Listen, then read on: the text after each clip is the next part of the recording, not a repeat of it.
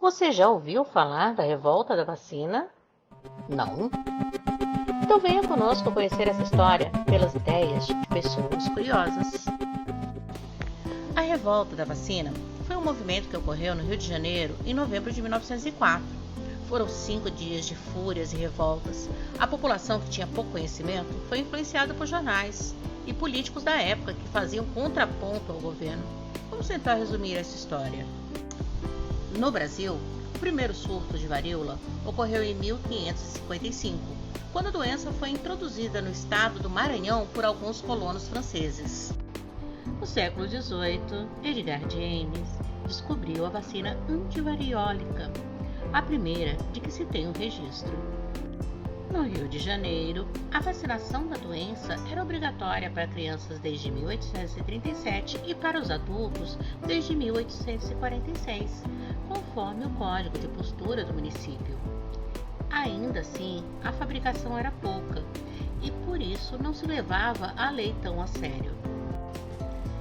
Desta maneira, foi fácil passar boatos para as pessoas inocentes que acreditavam em mula sem cabeça e saci pererê e que também passaram a acreditar que a vacina contra a varíola poderia deixar eles com a cara de boi.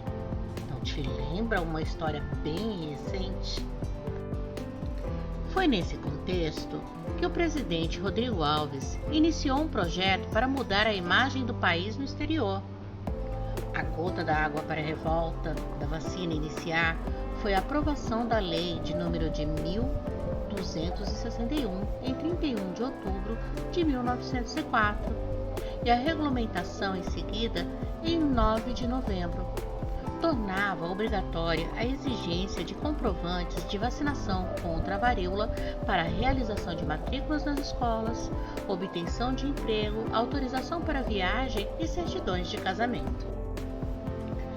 A população não aceitava ter a casa invadida para ser vacinado e havia uma forte discussão sobre o direito de Estado mandar no corpo dos cidadãos. Não foi apenas uma questão de ignorância da população motivada pelos boatos. Figuras como Rui Barbosa, um intelectual, fizeram discursos inflamados contra a obrigatoriedade da vacina. É importante entender a novidade que a vacinação representava e muitos fatores relacionados a essa revolta. Lembrando que mesmo nos dias atuais, com tanta informação e dados científicos, pessoas que são consideradas como intelectuais e conhecedoras de conteúdos específicos com relação aos processos de saúde, educação e ciência se levantam e inflamam contra as soluções encontradas na vacina, muitas vezes motivadas pelo simples medo ou até mesmo por acreditarem em mentiras espalhadas somente com a intenção de desorientar e tornar a população uns contra os outros. Desta maneira, os políticos encontram recursos para poder se reeleger, mantendo o país dentro do mesmo processo desde o início da República, onde os únicos prejudicados foram apenas pessoas comuns. Ainda lá, em 1904, o poder caiu diante da ignorância da população, que retirou a obrigatoriedade da vacina. Foi um verdadeiro golpe contra o processo de saúde. O resultado foi que no ano de 1908, uma nova e intensa epidemia de varíola voltou a atingir o Rio de Janeiro, com mais de 6.500 casos, segundo os dados da Casa Oswaldo Cruz. Foi só então que a população começou a procurar voluntariamente os postos de saúde para se vacinar. Muito esforço seria necessário ainda para que o Brasil finalmente conseguisse erradicar a varíola em 1971.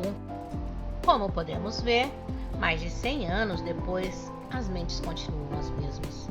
E as pessoas ainda continuam sem buscar informação da forma correta, mesmo com tanta tecnologia e com a informação na palma da mão.